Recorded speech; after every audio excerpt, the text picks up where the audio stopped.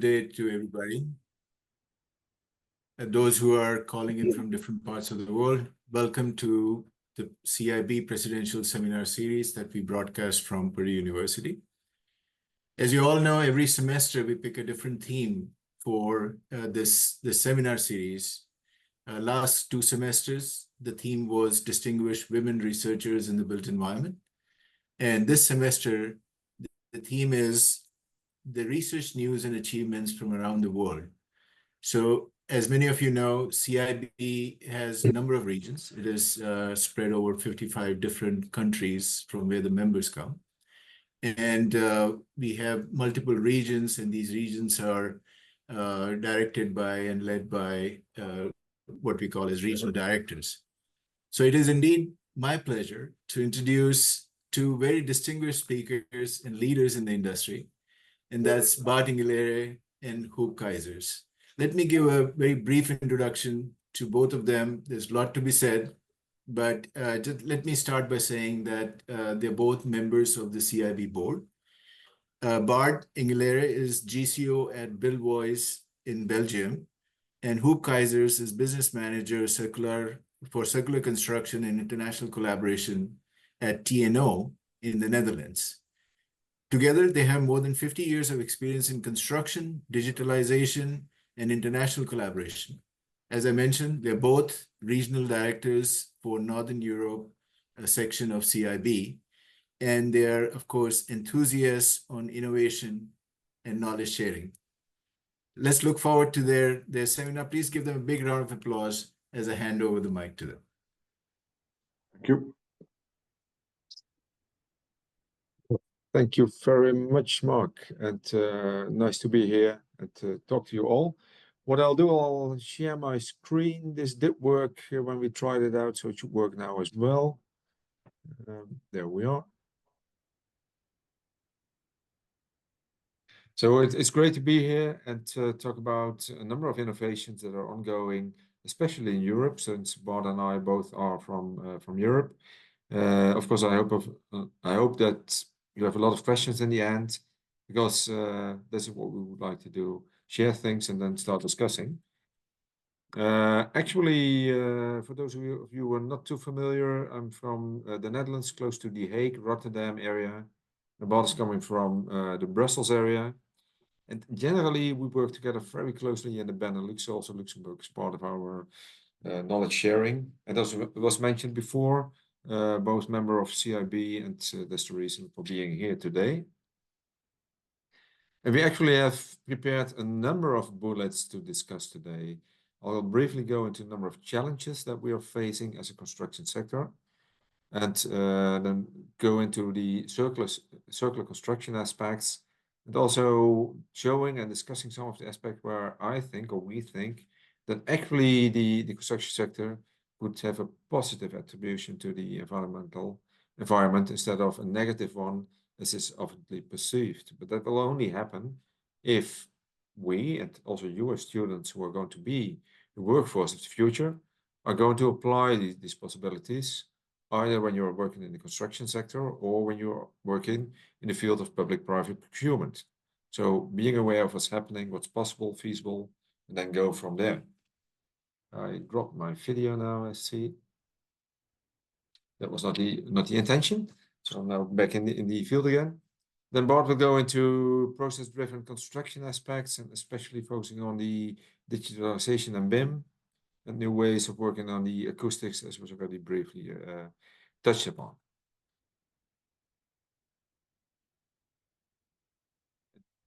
It's a bit slow in going to the next screen, so I might just hit a bit more often. I'm still there? Yeah.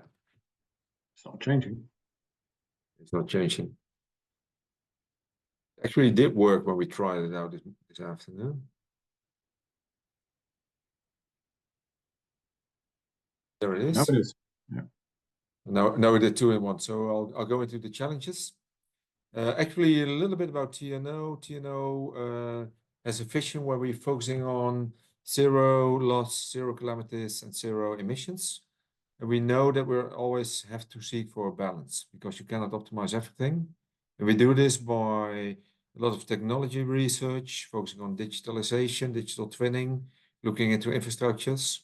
We look into new materials at the upper right, and I'll go briefly into a bit more into that during the presentation. We have test facilities in the vicinity of Delft, The Hague, working with new advanced materials, but also working on heat pumps and HVAC activities, and really seek into solutions. We normally do that together with industrial partners at one side, because we're there to do part of their research together with them, or we do it to assist our government in policy making and everything that's related in there. And of course, everything has to fit in a certain area. So this aerial aspect, the district size of the solutions is becoming more and more important in Europe, because we try to build more houses, affordable houses, in a very busy area already, which is similar to the big cities, of course, in the US. Quite similar needs and activities in there. When we then look a little bit more into the challenges, actually, we just named a few, Bart and I, when brainstorming on this one. It starts with the war on talent. Do we have the proper people in the aging society to do the construction efforts? And do they have the right capabilities in terms of digital skills, and also the ability to work with more complex environments than it were in the past? We're focusing on CO2 and circularity, so CO2 reduction. Very important in the Netherlands, but also in the rest of Europe and also in the rest of the world, is how can we make sure that we increase productivity of this built environment? And Bart will go into that one. Climate change will bring new challenges, but also the fact that whatever we do, let's make sure that we do it harmonized. Let's make sure that we have same methodologies for whole life cycle carbon assessment, for example, but also for the assessment of the quality of products. That's the only way we can actually build towards a better and faster construction industry, to make sure that we build the solutions along the lines that were discussed before. And I always like to refer to this one. It's actually a publication from the United Nations Environmental Program. It was from the end of last year. It's openly available through the internet. And it really shows a number of the challenges. And of course, I probably do not bring anything new with the students here since you're in this course. The CO2 exhaust caused by the built environment is actually more than a third of the overall CO2 exhaust that's happening at this moment worldwide. It comes from two different sources within the building. So it's direct CO2, which is being put into the environment due to gas, especially, or in some areas oil, but especially gas for heating. But indirect is the electricity that you use in your house that's being generated in the industry part of these solutions, causing a lot of CO2. And then the last one is actually the embodied energy, which is embodied CO2, the CO2 that's being expelled to the environment during the production of the construction elements. A major one being there, the concrete. And if you then look at what's happening right now, so the current time frame, about 1/4 is the embodied one, and 75% is easy to say. What's on the screen, of course, is on the operational side of the built environment. But if you look a little bit into the future with a lot of advancements in reduction of energy use of the buildings, as caused by the big renovation waves all over the world. In 2050, the business as usual prediction actually is that about 50%, half of it, will be embodied CO2 in the construction, and 50% will be inside the operational phase. So really the way to go. That's also what's happening in Europe. And I'll just show some of the graphs on there. Of course, you can all look into it later at any occasion, of course. But we really try to go for 55% reduction of the GHG, so the gashouse gases, by 2030. There's a complex system being arranged. but the most important one for the building environment, and that will not be different in the other areas in the world, is written down in the European Performance of Building Directive, looking into reduction of the energy use, making sure that we produce as much as clean energy at the building or near the building, that makes sure that we reduce the amount of materials used and thereby reducing the embodied energy, the embodied CO2 in the materials. That brings me to one of the solution pathways, and that's really look more into circularity and also the use of bio-based materials, regenerative materials, which will not exhaust, by which not CO2 will be expelled into the atmosphere during the production, but you actually start storing CO2 in the building materials for long term. Because as we know, buildings oftenly, especially houses, although they are built initially for only like a 50-year lifetime, they tend to remain in the building stock for 100 plus years in Europe, but also in the United States and other areas. Go a little bit back into data, and if I start throw too much data in there, just please let me know. But the database I can have easy access to is actually the material use in the Netherlands. So the country, close to 70 million inhabitants, we have a mass flow of new materials being used during construction, so for buildings and infrastructure, bridges, roads, etc. Close to 45 megatons, which is in kilograms, so in pounds, it's close to 90 megaton pounds, which you probably do not pronounce like that. But it's quite a lot of material being used new for buildings and construction. If you only look to the building sites, about half of that. But if you look to the materials that become available during demolition, it's only 20 megatons or 5 megatons from buildings. Think one moment about these numbers. If you would reuse this circular material, those materials coming from demolition, you would be able actually to reach 20%, 22% circularity for the Netherlands. At this moment, as we speak, actually only 8% of this potential is used. The rest is well, used in a circular way. We actually use, and I should say circular way like this, because it's actually used as hardening material below the roads. So it's not upgrading, but it's downgrading the materials. Of course, it's better than dump it somewhere as the wasteland, but still there is a potential. But then remember the goals. We had a goal of 55% in Europe. The Netherlands was at 50% circular in 2030, 100% for the construction sector in 2050. This means that a maximum, and that's this type of graphs that we made for that. If we want to reuse, we have the maximum of 22%. We have to find other ways. And the only viable route at this moment, unless you're going to reuse materials from all other sectors, is do bio-based, regenerative. And I'll discuss that a little bit more in the upcoming 10 minutes. But of course, materials itself are not enough. You really have to make sure that the full package, you have to do the integral assessment, include water, include circularity, include the energy side in it. Very important is, of course, the role of the public procurement, so performance-based tendering, to make sure that you speed up this market and assist it. And if you start reusing either used materials, or if you go into new materials like bio-based, there is a certain risk because it's not the concrete that we've been using for the last 50 years. So we have to make sure that this risk sharing and also possible subsidies are being used to accelerate the system. Because the timeline is only 6 years remaining, and I used this plot 2 years ago, then it was 8 years. So it's really a short time frame that we have, but we can only do it if we share knowledge about how you do things, but also, again, for you guys and girls who are in the audience, when you start using these possibilities, when you are in your role in the companies and in your role as public procurement. So I'll take a few examples in there, and there might be too much details, but really scarcity of materials is a big thing. We in Europe were actually once again became very aware of that during the ongoing war in the Ukraine at the moment, which really stopped a lot of the supply chains towards the Netherlands, but also other regions.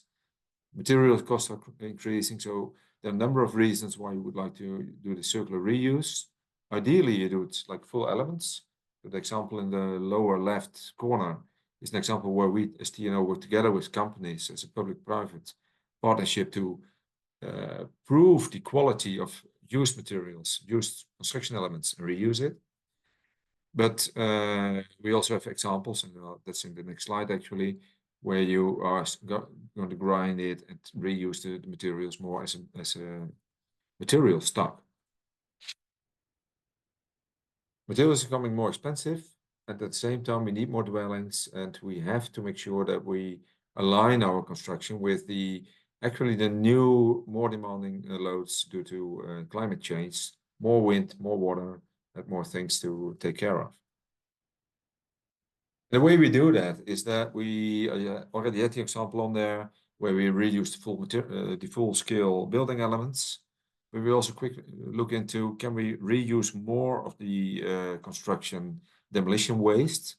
At this moment, there are very strict rules about typical particle sizes and that you can use, but you can actually prove that you have the same strength by going outside these borders. But then you have to go to performance-based requirement setting instead of the exact current lines, and that's a lot of work to do. But we then show that in the lab. I'll point to that direction, but you can't see it, but I'm actually sitting next to the lab. You do the experiments, you do the calculations, and based on that, you can prove actually that you have the same materials and the same quality for reuse. And then we do things like Pareto front analysis, multi-objective. And this is a slide where I can spend like hours, but I will not do that. But really to make sure that you do this multi-criteria optimization. So not only go for one, but the balance between cost, quality, of course, do never hamper reliability. But why should we build this building with safety factors, which will determine that the risk of failure will be in 1,000 years? There are things that you can do, maybe not always for the buildings, but certainly for certain parts of the infrastructure. And as I mentioned, there are a lot of things that I can discuss here, but I'll not do that today. Unless there are questions, that you're always free to contact me, either through Mark or directly. Then the other route is actually the bio-based materials. And bio-based materials really are a way to go. Then at the left side of this plot, I have an example of a demonstrator where we use different types of wood and cross-laminated timber. And it actually is a demonstrator that was first designed for an architecture symposium. Then it was rebuilt at the World Expo in Flevoland in the Netherlands. And then it was deconstructed and built again in Flanders, which is a province of Belgium, at Campsey. So two things at once. So we did prove the fact that you can reuse it circular. You can use all kinds of logistics procedures. And it's really a development platform where we share knowledge on these wood structures. But the newer materials really focus more on fast-growing crops like maize, flax, hemp, because that's a much quicker cycle, because wood will take 30 years approximately before you can reuse it. Still, it's worthwhile doing because it's very well-known structural element. Although we forgot about it more or less after in the 60s, since it was so easy to build this concrete. But that's the wood side. But then if you look to the fast-growing crops, at this moment it's mostly used for indoor bits and pieces. But the next big development is to use that to actually build composite structures of bio-based materials with fast-growing crops, and make sure that you put that into the production side. A nice outlier here is the mycelium, which actually is like fungus growing, and which is very stiff material that you can use also for construction indoors and outdoors. So really research on what's applicable, and then bring it to the market as fast as possible, and without being hampered by all the different rules and regulations, but without hampering safety once again. Speed up a little bit, but this actually is one of the reasons why we would like to go for bio-based materials. It actually shows, and I can't use my pointer now, but if you go to a full life cycle analysis, of course, you first produce the materials, either by mining or growing if you go for bio-based.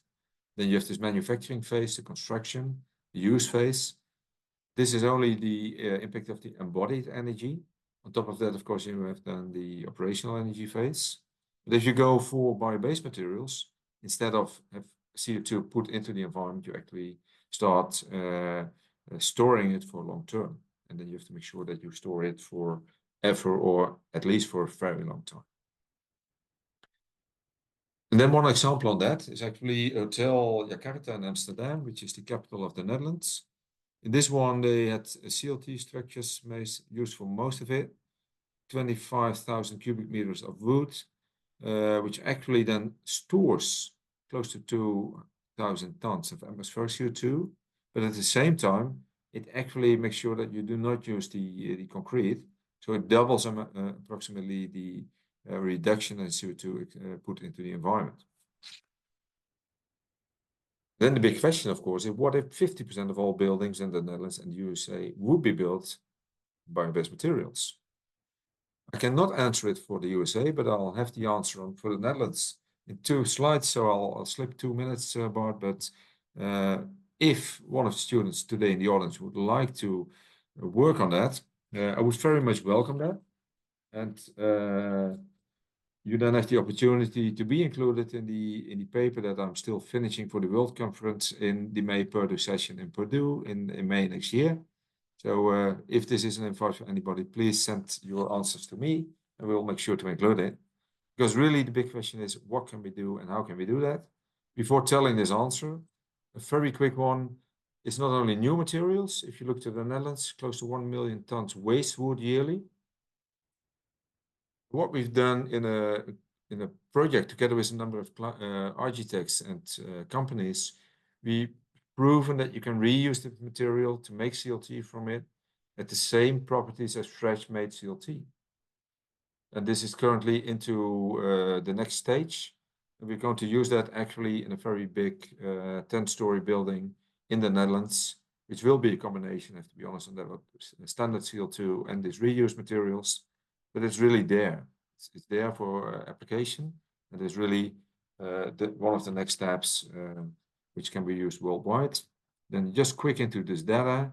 If you look to the Netherlands, and that's once again the database that I have easy access to, CO2 total is close to 158 megatons CO2. That's all the areas. The built environment is responsible for 34. But if you look to the embodied energy in the materials, and I had data from just 3 years difference from 2019, it's 10 megatons. If you would then look into how is it distributed between the embodied and the operational, it's actually a plot very similar to the one that I showed from the United Nations report. It's close to 75%.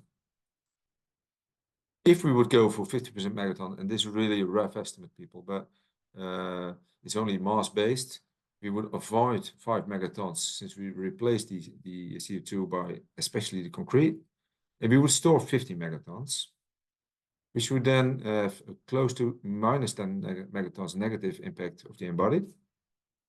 Then knowing that we're moving to positive energy designs of our buildings, we would actually be part of the solution. We start to decarbonize the society by using bio-based materials in our constructions. For the Netherlands, this is actually the graph of the CO2 we're actually reducing over the last 20 or 30 years. So we went over our peak, which is due to a number of different aspects. This is where we would like to go, and you can say, well, we're almost there, but of course, this is an engineering solution. We are forgetting that we had the Corona dip in there. So we are somewhere moving in the right direction, but we really need these solutions about storing of CO2. So please take this into consideration whenever you're going to design and doing studies on this. So I slipped 3 minutes, but I hope at least raise some questions and some thinking in there, and I'll give the word to Bart for the remainder of the presentation. Thanks, Bart. I'll give it to you. Thank you very much, Rob. So I hope this is working fine. Share. So I hope this is Perfect. okay. Yeah. Right, we've seen that we can change. We have this challenge of climate change and the way of using new materials. It's not the only one, and we need also quite a lot of tools to be able to implement all these new technologies and materials. And that's why we'd like to talk a little bit about BIM, industrialization, process-driven construction. And indeed, it's shifting slowly. Yeah, no, it's going. Maybe first thing, telling my name again. My name is Bart Ingelaren, so I speak the same language as Huub. We speak Dutch, both of us. Well, I'm working for Buildwise, which is not a university, but it is an independent company.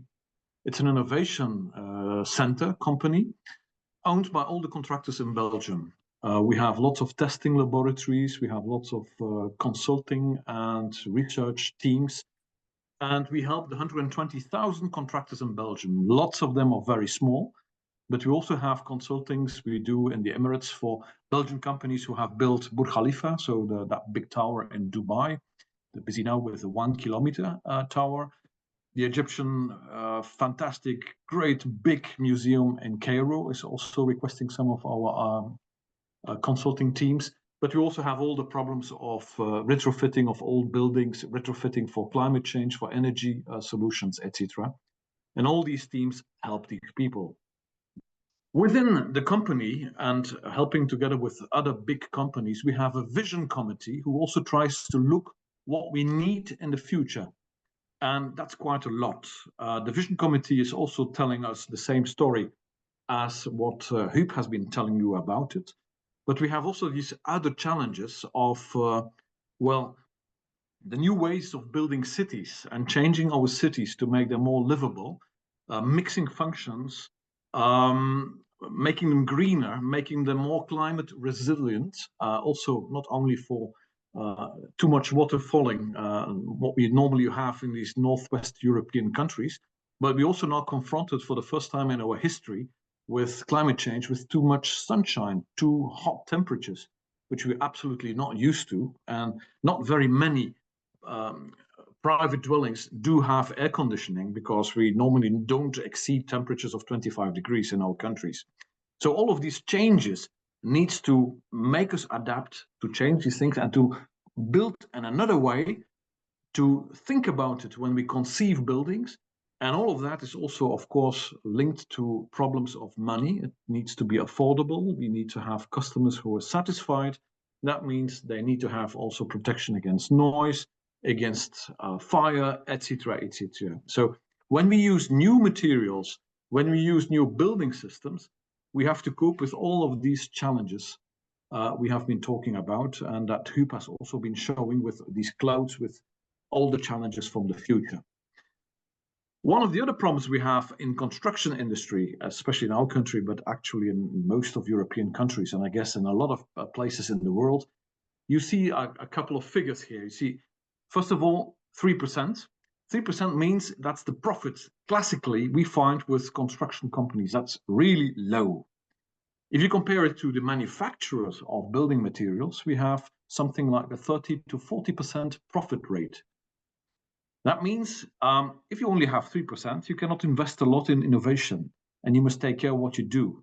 But you see also 10%, and the 10% is something which we try to get down. That's failure rate. And the failure rate is not very difficult to understand. First of all, let's have a look what happens in industry. That's a picture to the left. You can see that if you pay someone, 80% of his time is really profitable to produce something. If we have been checking that, what's happening with labor in construction, we find that there are only 20% of the time really participating in constructing the building.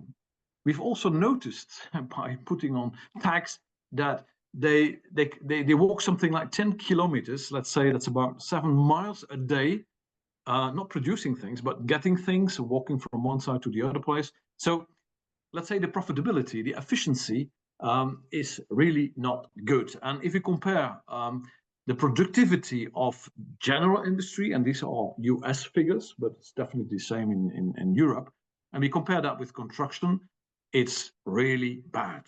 Moreover, we see that this curve is declining. And why is it declining? Because construction becomes more and more complicated. And we also have the problem, of course, that while in industry you can optimize a prototype and then reproduce it hundreds, thousands of times, we cannot do that. Most of the buildings are nowadays prototypes, and that's a bit the problem. And that's why BIM is interesting.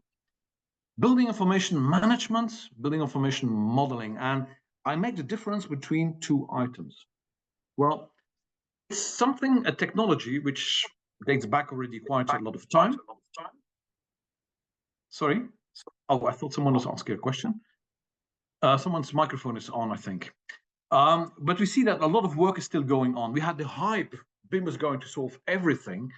Actually, we know in the curve in which BIM is trying to improve things, but a lot of work is still to be done.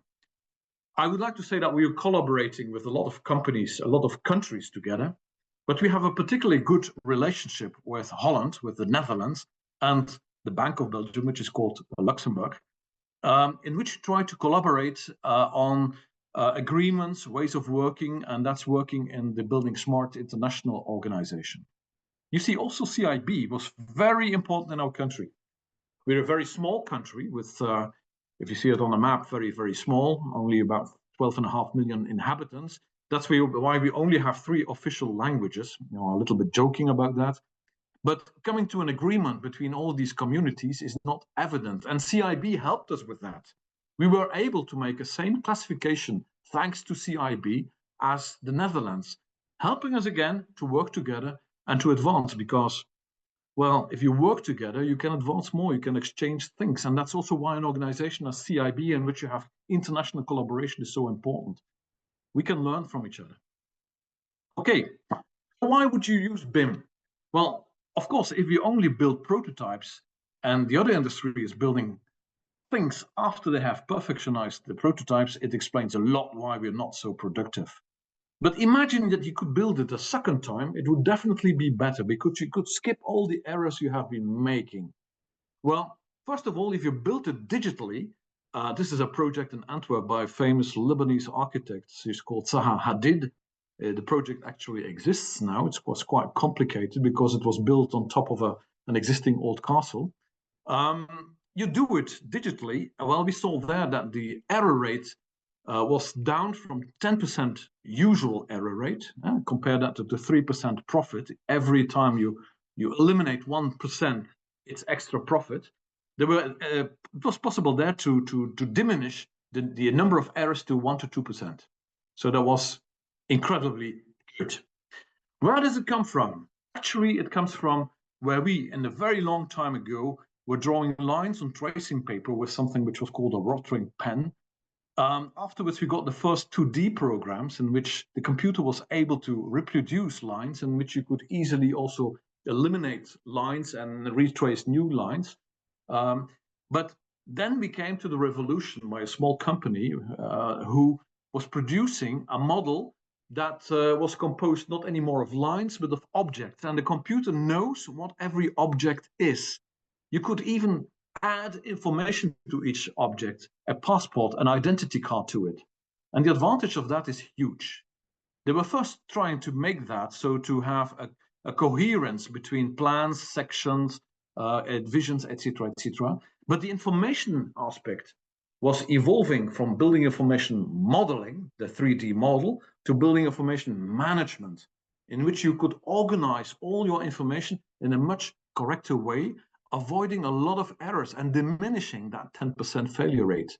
And of course, if you have a well-organized office compared to the one to the right, thank you, DAL-E, for generating this image, of course you can work better and you make less mistakes. So organizing your data and using BIM not only as building information model, but as building information management is the future. And once you add all that information to models, you can start to do a lot of things. The first one is avoiding errors by clash detection. Of course, you have to do it in a very organized way. When you do it and you add all the correct information, you can also launch police on that project, seeing if requirements in the tender were met, or in standardization, or in laws. But all of that requires correct information deliveries between all these parties in the construction process. We have in Europe CEN, which is the International Committee for Standardization, working closely together with ISO, which is the worldwide organization. The advantage of CEN documents is that they're obligatory immediately after publishment in all European countries belonging to the European community. So it's even mandatory. They produce all the information, what you need to put in your project, in your model, so that someone else in the ecosystem of construction can work correctly with it. And we are fastly working on that. The idea is to be perfectly interoperable and to be able to use these policing, the speller checks, if you can say so, to see if the building was correctly conceived. The planning is okay. You can launch a lot of these speller checks on the digital building before building it, and then build it correctly with a correct planning, and hopefully reduce that 10% failure rate. That's a big advantage of BIM. One of the challenges for the future is also to get all the correct information. So if you have new bio-based materials, just like Huub is talking about, well, we need to know all the specific information, and that information should not be only human interpretable. We need to have it also computable, computer readable. That's why I have also all that work in CENTIC 442, which is the Building Information Modeling Standardization Group, trying to make some kind of data dictionary of properties. The first properties have been published, and the overall idea is that you give a passport number to any physical quantities, because if you say it in German like Türbreite, or you say it in French like largeur de la porte, well, people in France will understand it and people in Germany will understand it. But if you use a passport number, which we call a GUID, Global Universal Identity element, then you can, just by having that code, and if that code, which is describing that property by a lot of fields, how to measure it, why, how, etc., what language, what does it mean, etc., etc., then you could use it to publish your information. For instance, the door factory, you could publish width, and then you see 1, 2, 3, 4 is 1. Using that data dictionary will explain you exactly that the 1 means it's 1 meter and it's measured by this kind of standardization, etc., etc. If we can add all that information on the web of all these companies, we can connect it to building information modeling. We can keep it in time for when we deconstruct the building, and when we have to take in account circularity. And circularity is not just using the raw materials, crush them and make new kinds of concrete. No, it's really reusing elements. Well, if we have all that information and we see how it lasts in time, you can start to think about circularity. So it helps. Another point, so we have this tool, which is very interesting, which is a digital tool, which helps us to inject and to work with all this complexity that construction is going to meet in the near future, is meeting now, like all these new materials, new building systems, new requirements. Well, the tool is not enough. The way our businesses are working should also be changed. So I already shown that picture, how efficient industry is and how little it is when we are working on the construction side. So if you could shift part of that work of the construction side towards what's happening in heated places where the labor does not have to drive by buses to construction sites, but where most of the work can be done, where they don't have to walk 10 kilometers or 7.5 miles a day to be able to work, well, this could help productivity. This is a picture of an Airbus being assembled, and most people think, well, if you have these elements, how much time would it take to make such an airplane? Most people will talk about 5-6 months. Actually, it's less than 2 weeks. And how do they do it? They produce all kind of very good subparts in different construction plants which are specialized. And then all these good things which have been thought about to be optimized in the self, and the border requirements so that they can be assembled to the next part, That's the way how they're thinking. And this should make us think also to do that in field of construction. And of course, you will say, yeah, we know that. We have prefabrication, offsite construction. But that's not really what we mean by industrialization. It's not really only offsite construction. If you make this kind of building and you design it, and then afterwards you say, now let's have a look how we can produce it first offsite, you lose a lot of time. You need to do some re-engineering. Construction 4.0 with BIM helps you with that, but you lose a lot of time. And especially you're producing offsite building elements which can only be used in that product, and that's that thing. So that's not really what we mean by industrialization. Industrialization is completely process control, and it's also to design for manufacturing. So I'm sorry, I should put here $1. I have not been thinking. This is being reused. It's circulation in slides. But you should design for manufacturing for thing. And if you do that, then it becomes cheaper.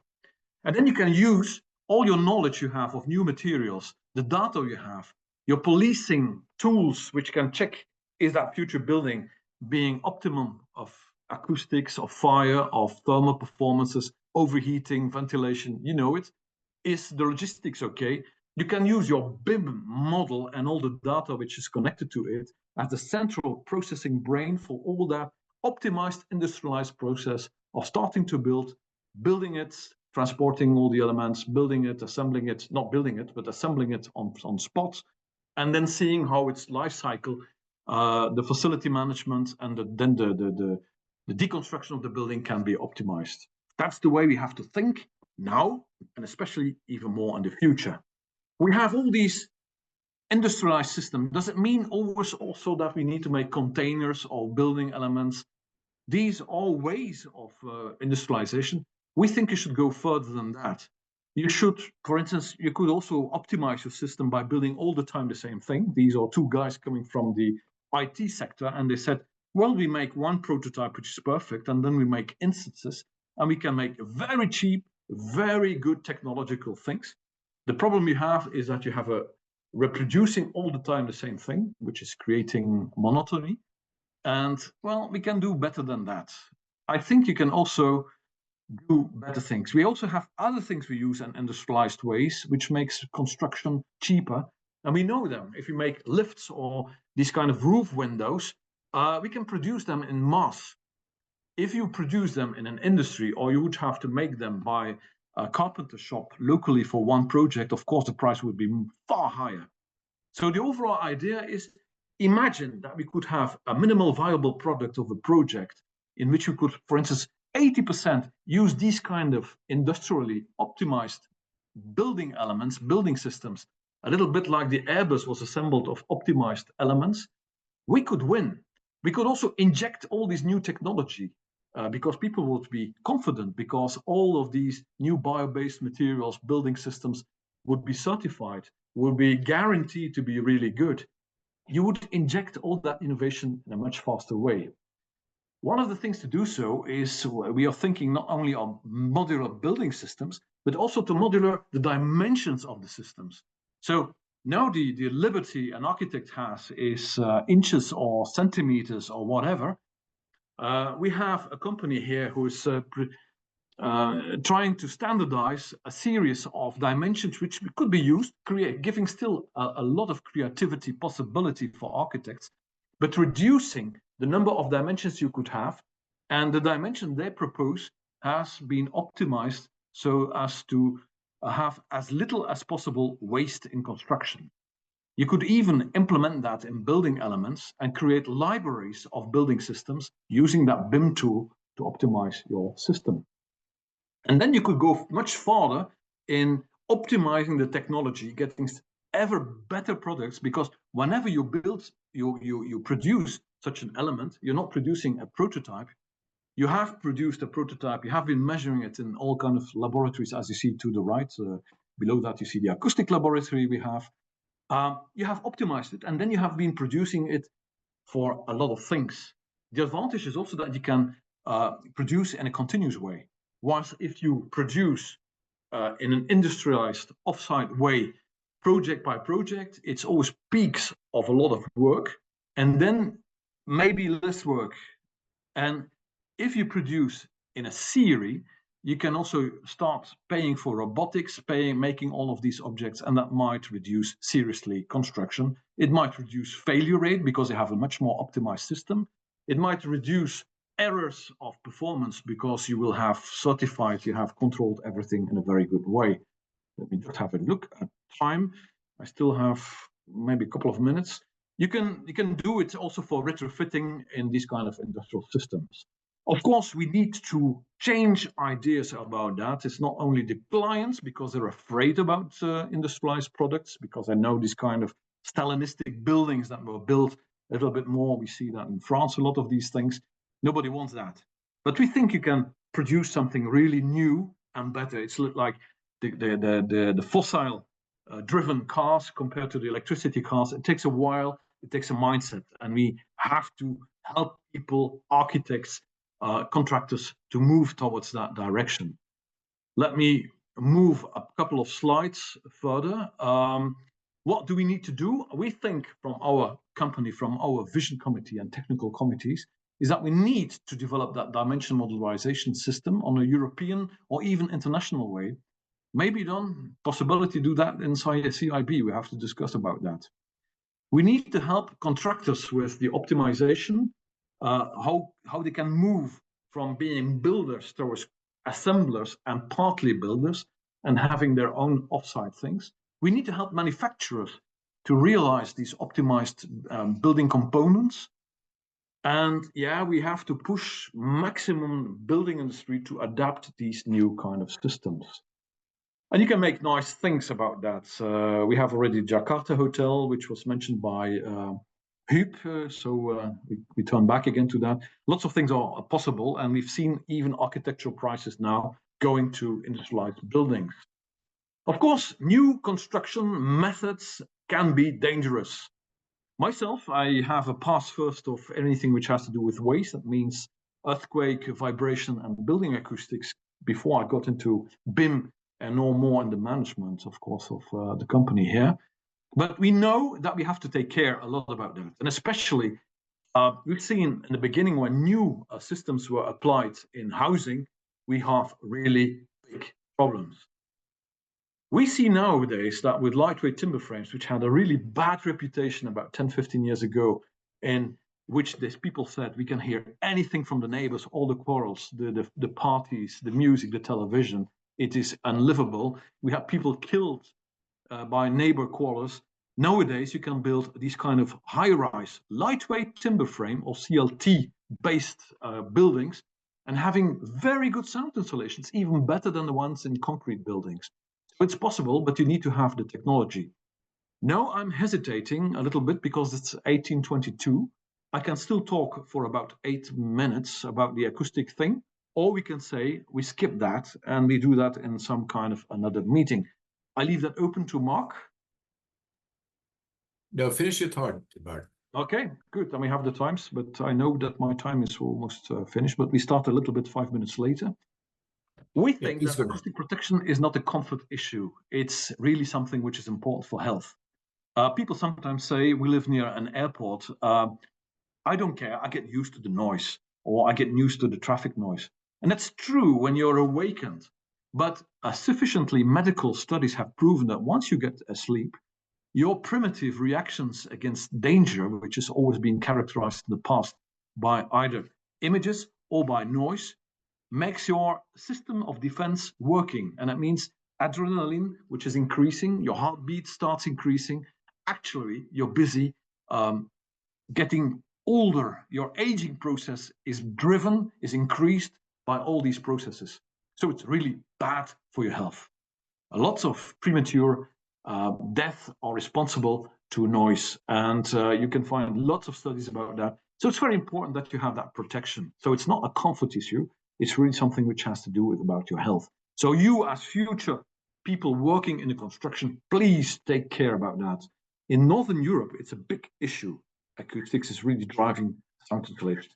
You see a solution here, which I will detail only partly, but which allows you sound insulations of, let's say, imagine that you would have a Boeing airplane on the other side of that party wall.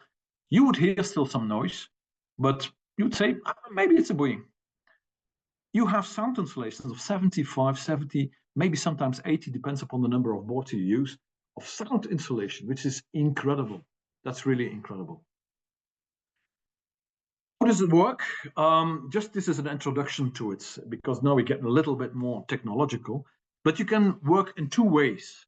The concrete buildings are like the castles in the Middle Ages. You had one big wall, and the bigger the wall was, the better your fortification was. Actually, what happens is that when you have sound waves incidenting on a wall, these are overpressures and underpressures trying to shake that wall. And the vibrations, once the wall is vibrating, you cannot always sense that. You can sense it on window panes, but you cannot sense it on walls. But they do vibrate, you can measure it. They will emit against sound, the other side. That's also what's happening with loudspeakers. You see a membrane moving, and that's when they produce sound. Typically, this kind of wall constructions, which are very heavy, have a low sound insulations in the basses and pretty good in the high pitched sounds. And that's why if you have a car with music in the car, you hear especially the drum beats and less the rest of the music. So it's an upward curve, and the sound insulation is increasing once the tones are increasing. It's not a very efficient system. You can do much better. And we also saw that in the Middle Ages. If you have a castle and you build two ramparts, it's much better than one thick rampart, one thick wall. And then the sound insulation by that has first to attack a first wall. The first wall has to radiate against, has to attack a second wall, which has to radiate again. And of course, your sound insulation is much bigger. There is one big problem, is that the sound is not only traveling by getting into vibration, emitting that vibration again and sound in the enclosure, and then attacking against the second wall. There is a possibility that the vibration is passing from one part of the wall to the other part of the wall via a connection which is a spring, and the spring is the enclosed air. And that gives you a serious gap in the sound insulation. So typically what you have when you use double leaf walls is an enormous increase in sound insulation in the middle and the high frequencies. But you see a dip which is due to a resonance phenomenon. And that dip, what you can do with that dip is you definitely don't want to have that dip in sound insulation in the areas in which we hear very well. And fortunately, we as human beings don't hear very well in the bass tones. Our dogs do, and that's why sometimes they bark and you don't understand why they start barking. That's because they hear better in the lower frequencies as well. What we try to do is to shift that peak, that dip in sound insulation towards lower frequencies. And then we get a very, very good sound insulation. Of course, you have to avoid to make short circuits, like you see in the picture to the right. If you use wood studs between both of these double leaf walls, well, the easiest way for vibrations to go from one part of the wall to the other one is through the stud. So don't do that.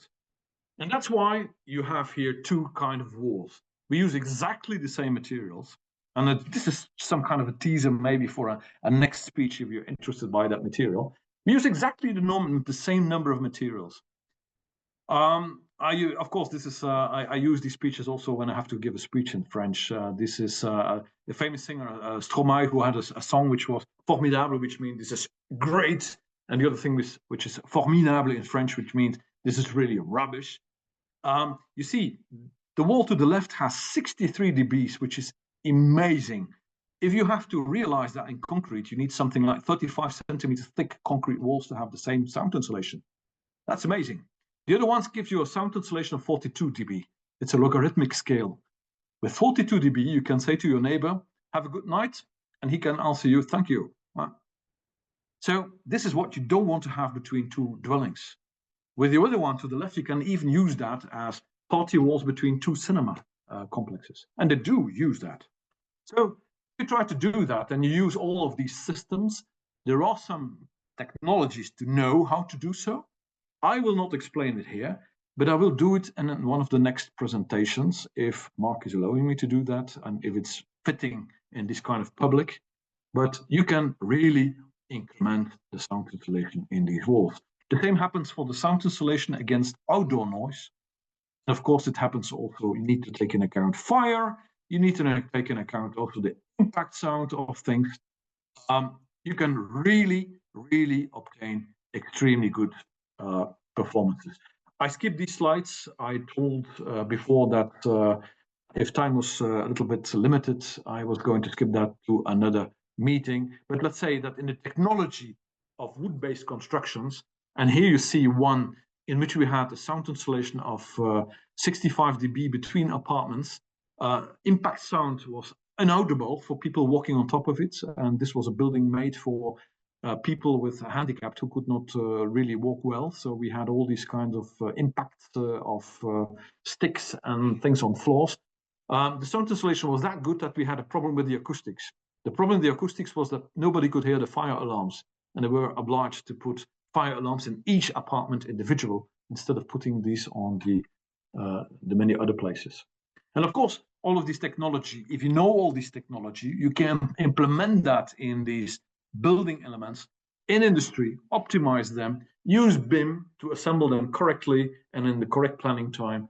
And that's the future in which you can use all this new technology. That's what we believe in, and that's what we try to stimulate our contractors, our ecosystems of construction to adapt these new ways of thinking, these new materials, this new planning and digitalization tools, and to still take into account all these conditions of affordability, acoustics, fire, and still build something. Thank you. Sorry for exceeding the time. I think it's 1/2 the hour. Much absolutely time, I think, for some questions. And sorry for that more technical part of acoustics, which really needs some time to explain. Hugh and Bart, thank you very much. That has been an excellent presentation. And I'm sure there are a lot of questions brimming up. So let me reach out to our audience and see. Okay, so Jake, you already have your hand up. Go ahead, please. Hey, I want to thank you, gentlemen, first, because I know it's kind of later in the day where you're at. So I want to thank you for your time today.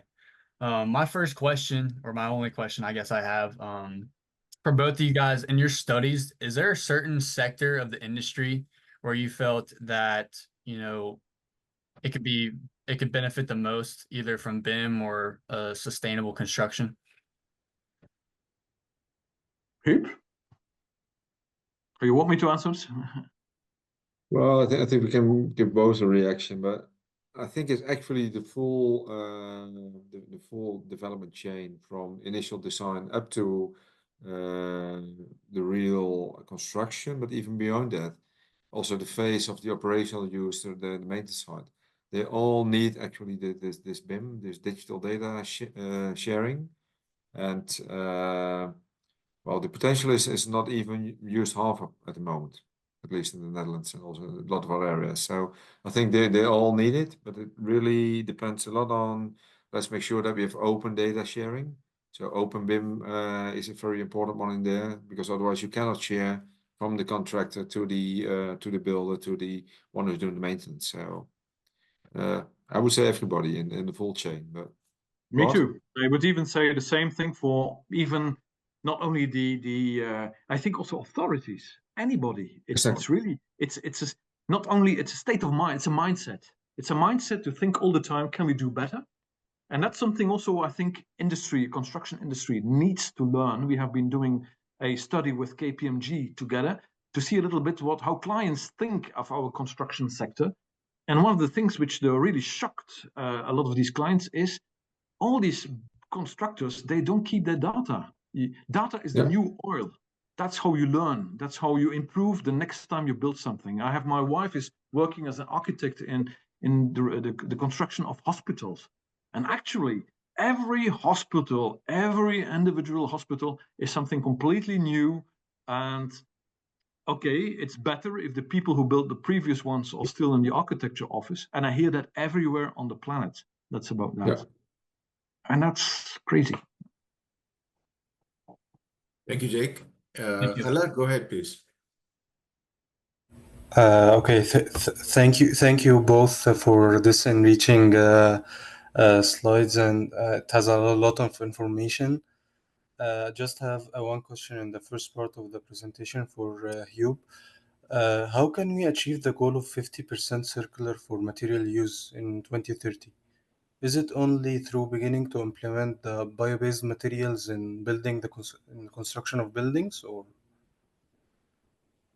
Well, what is very important is also another way of thinking. So you could use, well, there's a big discussion in the Netherlands at the moment.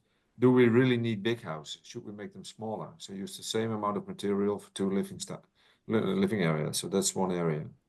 The other one is if you stay in the current way of construction, there are only two ways. There's reuse really to the max what's coming available from demolition, which will give you about half of this 50%. And the rest should be regenerative. So there's really bio-based solutions. So there are other ways, as you just asked, so building smaller, using it in a different way, do transformation, very important. So there are a lot of offices actually standing empty at the moment. You could use the main structure of the office and build apartments in there relatively easily. So focus on transformation, smaller buildings. But once again, you'll never end up with the full solution, only doing those. And we need more buildings, so there's still a growing population. So yes, I think especially maximum reuse and focus on bio-based materials is the way to go. Thanks, Thank Alain. Any other questions from the audience? Please open your mic and ask. Well, while you're thinking about your question, let me go ahead and throw in my question in between. And Hoop, you started off the seminar and you were talking about sustainable construction. But my question was that, you know, there's also a lot of discussion going on about smart cities and how to go about achieving smart cities. So in your thought, you know, do those two things go hand in hand? And if so, what should be the thought process? You know, particularly when you're talking about smart cities, you know, you're also talking about use of a lot of technology, which may or may not be sustainable from the, you know, true meaning of sustainability. So the question gets raised that, you know, how do we marry the two things? Because we want smart cities, but we also want sustainable development. Right. Can I maybe I'll start talking maybe because we have some nice studies for the moment. We see a lot of combinations of both. For instance, we see that when you start mixing functions, one of the first things of mixing functions is to be able to people to find anything they want, green park, being able to do the shopping, working, and it all within a distance which is 5 to 10 minutes walking or cycling or something like that. Trying to stop the sprawl, the urban sprawl of building outside the cities, which is again polluting, creating a lot of energy. And if you do that, and if you start mixing functions, and you can use smart technology, for instance, in saying, we use the parkings of office blocks during the daytime for offices, but we have for dwellings the possibility to share the parking places afterwards. So you can use quite a lot of IoT technology to improve that. And we also see that all these kind of smart cities with sensors everywhere, reducing traffic jams by calculating when lights have to spring up, seeing pollution of air quality, what needs to be done. That it creates a lot of data which can make the city more smart and also help in sustainable building construction. That's and then the way how you build it by that data, well, allows you to start thinking about being sustainable, being smart, being circular, etc., etc. But I think Huub might probably add some things. But we have quite some experiments, especially also with IMEC in the city of Antwerp, in which we try to combine both of these things. Yeah, I would like to add one thing in there. If you look to smart cities, one of the big pushes at this moment is to generate as much as possible green energy on your building. It sounds like a good idea, but at the same time, we can't build certain plots in the Netherlands at the moment because the electricity net is fully loaded, so the net congestion issue is there. Actually, with smart buildings, being able to predict what's going to be the weather conditions, you can shift the heating and cooling of your building. You can actually start storing energy either in batteries or water packages. But you have to control not only on a building level, but you really have to start controlling on more the district or the neighborhood level. Quite nice publication which was made for the European Commission not so long ago is, where are we going? Well, we would like to go at least 20% flex capacity in buildings to allow this maximum consumption at one side, so production of energy using PV on the building. So building integrated PV, but also the use of heat pumps in the mornings does generate a very large peak, with risking the total blackout of the system. And you really need the smartness in there. The only remark, Mark, and I think you mentioned that one as well, it costs also energy. So we have to do smart data. We should not store everything. We should think about what can we actually already control as close as possible to the factor, and not start pumping everything in big warehouses. But in the end, you need the smart city to really control the whole energy side, but also the other aspects as Bart just mentioned. So it can be interlinked, but it should be optimization once again, then on a district level. It's totally not contradictory. It's helping. Yeah, indeed. So in addition to being smart, there needs to be built-in intelligence as well, so that the smart technology can kick in at the right time. Michael, go ahead, please. Yeah, good afternoon, gentlemen. Just want to also thank you for your time and the great information that you provided today. So I had two questions. So first one was the first half of the presentation regarding the reuse of materials. So in one of the slides, there was what appeared to be a 22% ceiling reuse of building materials. And I was wondering where the 22% was generated. How did you come up with that number as a ceiling? Yeah, so I might have, well, I probably told it a little bit too fast, but if you look to the amount of demolition waste from buildings that comes available on a yearly basis, that would cover at this moment for the Netherlands 22% max of what you could put into new buildings. So we use new materials. We build new houses and new offices and hospitals and schools for what was the number, 22 megatons, but we deconstruct and demolition for 5 megatons. So the ceiling is not, well, it's just the amount of materials that become available, Michael, on a yearly basis. And that also means that since this maximum is there, and it's rather constant over the last 20 years already, if you look to the data, you'll never come above 22% if you do not go to other materials than the reused materials that come available on a yearly basis. Very good, thank you. And then this one's just more of a general question, but it was referenced in one of the previous slides, the steady decline of construction productivity, and partly due to the increase of the complexity of today's projects. And has there been any implementation or thought in your individual countries about using artificial intelligence? And if so, what are your thoughts on that? Well, we have for the moment, we're starting a new study for the moment. Probably is going to be done by Ernst & Young together with us, about the implications of AI in the next 5 to 6 years, because normally the studies for a vision committee goes beyond 5 years to 10 years, but it's so quickly evolving that we think the horizon should be closer by.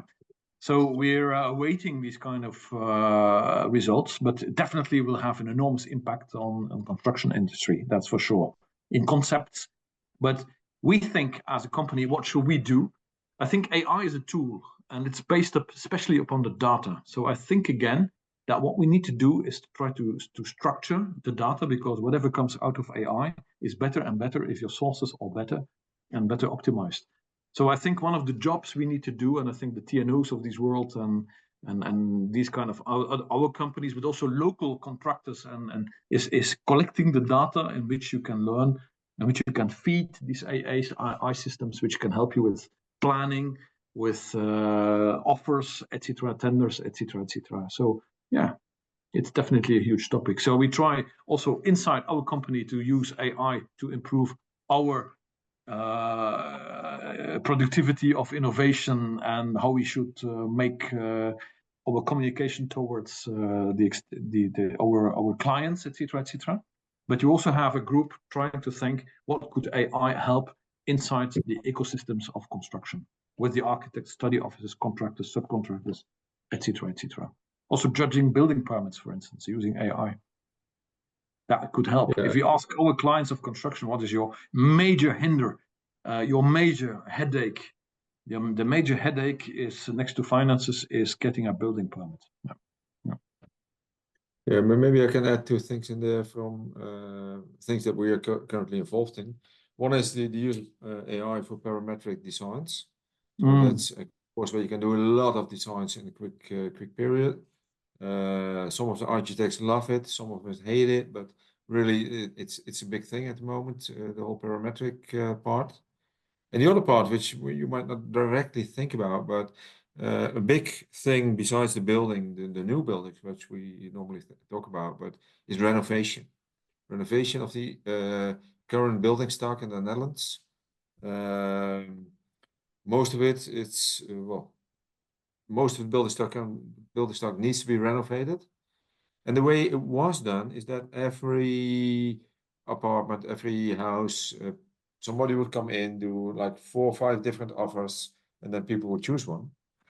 What we actually developed at TNO together with a number of construction companies and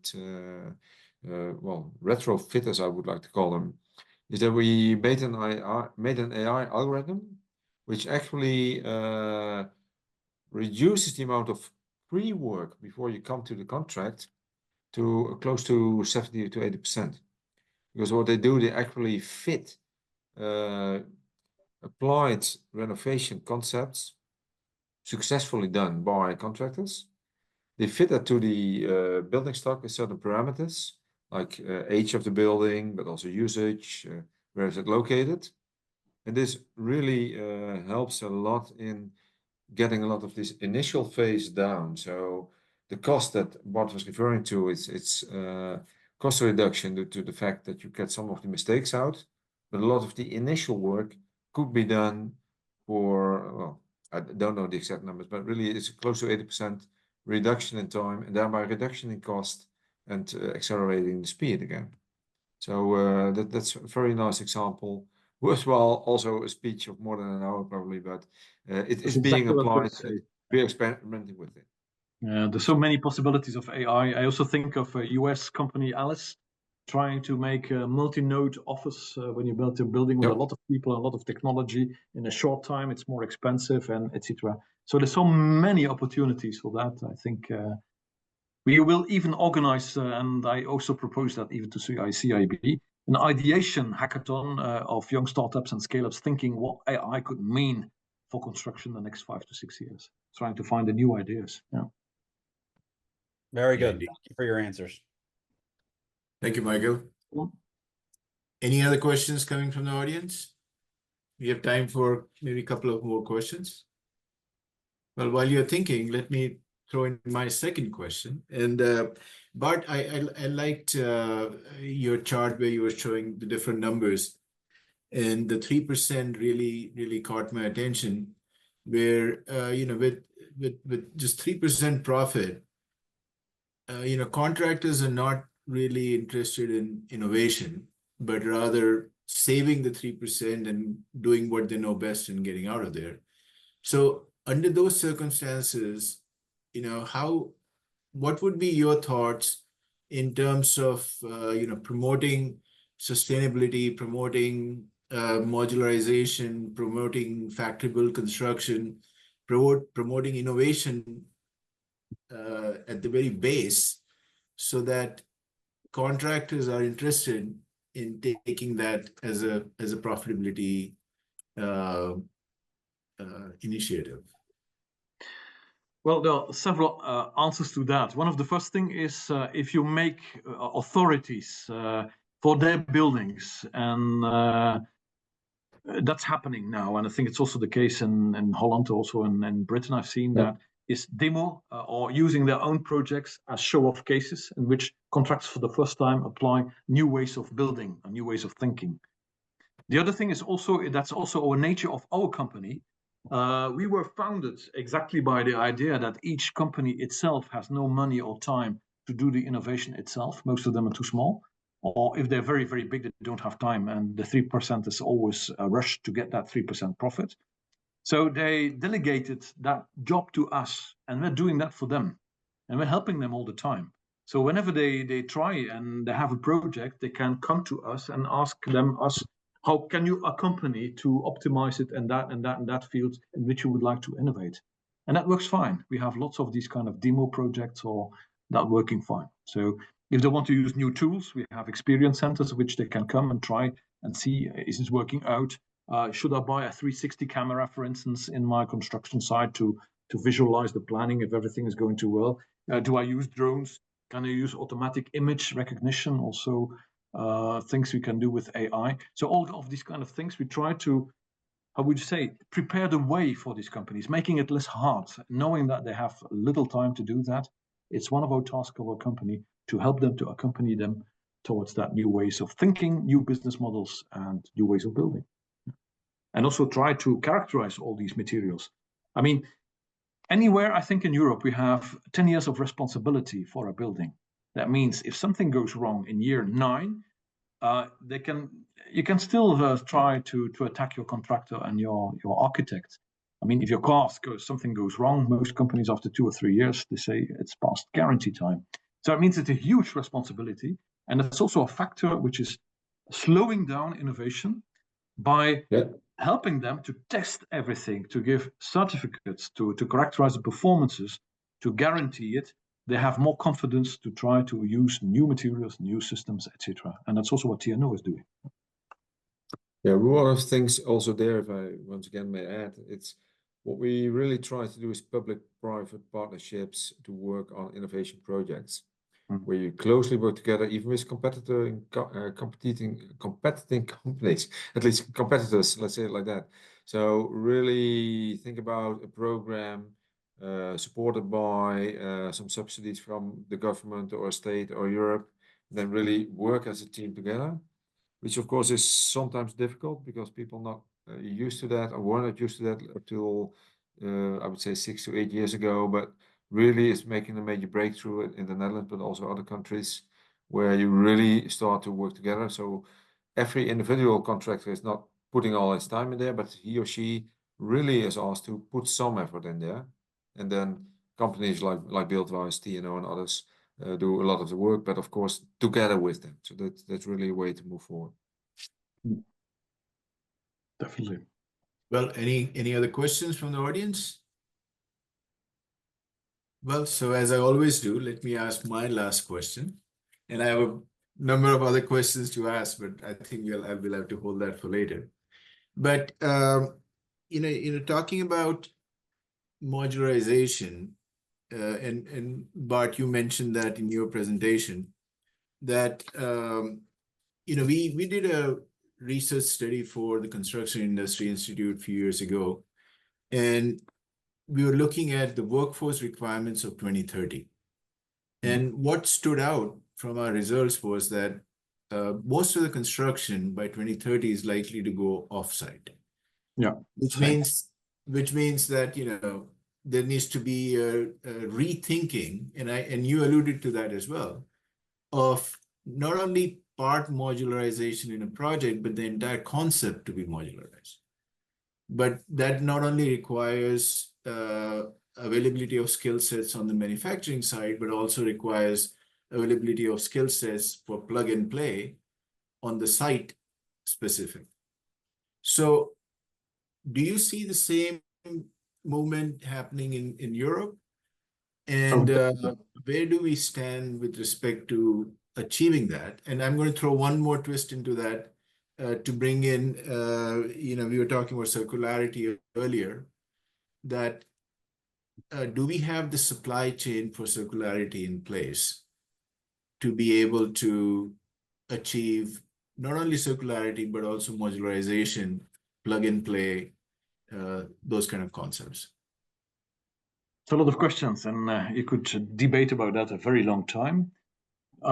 First of all, in Europe, yes. I mean, definitely in our countries like Belgium and the Netherlands, what happened is construction remained plus minus affordable because we had a lot of influx of subcontractors coming from Southern or Eastern Europe, and they were pretty cheap using the financial salary status of their countries, and that made it still affordable. But these countries have now risen also in level of income, and it becomes less and less interesting for Polish or Bulgarian or Portuguese companies to come to Belgium or Holland, I think, to work. And so contractors get confronted with a lack of not only of the intellectual engineers and the thing, but also of the workforce really on the field.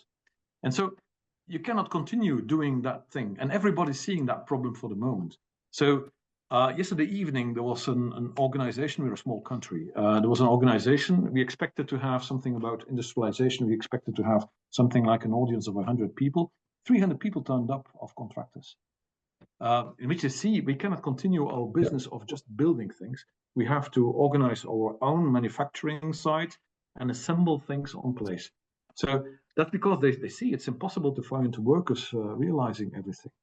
Do we have the tools? I mean, BIM, the whole thing allows it to do so. I think if you modularize things so that you can start producing en masse continuously, I think everybody's starting to be convinced by that. Architects are protesting a little bit because they think that it will harm their creativity. And indeed, it's not always easy. It's easy if you can make a building on a huge building plot, but building inside a city, it's much more complicated to start thinking about offsite construction. But everybody's absolutely convinced that's the future. Yeah. It's not the future, it's the present. Yeah. Yeah, well, when you asked the question about the supply chain, there are two thoughts. Yeah. The two thoughts that come up in my mind. The supply chain often likes to sell new products. So it's also a change of mindset that reused or refurbished materials are as good as. And honestly, if you are a customer, procurement officer from public or private, and they don't always want to take the risk yet. So the supply chain, this modernization will help that things become available, either full modules of buildings, but also on the installation. But the awareness that it helps, and the fact that you do not have to look to initial cost, but total cost of ownership, whole life cycle assessments. That's not fully there yet, Mark. So that's really developing as we speak. I mentioned the figures about the Dutch situation. They're very proud. We have like 88% recycling, we say. But recycling is not the way to go because it's really reuse materials, lengthen the lifetime of components. At this moment, HVAC systems are replaced every 15 years. You really have to bring lifetime to 25 years, make it a bit more costly initial, but make sure that it is usable for 50 years. The rules that I was discussing from the European Commission are working in that direction, because the initial lifetime will be part of, there will be a law that states that components need to be repairable, which means that your system cannot be cemented in, so to say. You have to be able to approach it. So it's developing, I would say, but modernization will certainly help. Because if you have modular system, you can easily plug and play and do things in it. So it's a way to go. It's getting obligatory as well. We have taxonomy, which will oblige people to declare all these things, material passports. Yeah. So if they don't want to follow it just by voluntary basis, they will be pushed by legislation. Right. Well, Bart and Huub, thank you so very much. We have exceeded our time, but I thought that the discussion was so rich that that was quite useful. And we really appreciate you taking time. And I know it's late for where you are in Europe. So oh no, that's great. Yeah, so really appreciate it. So I'll ask everybody in the audience to now open your mic and give them a big round of applause. Thank you. Thank you very much. It was a pleasure being here. Yeah, Thank you. definitely. Very interesting. Thank you.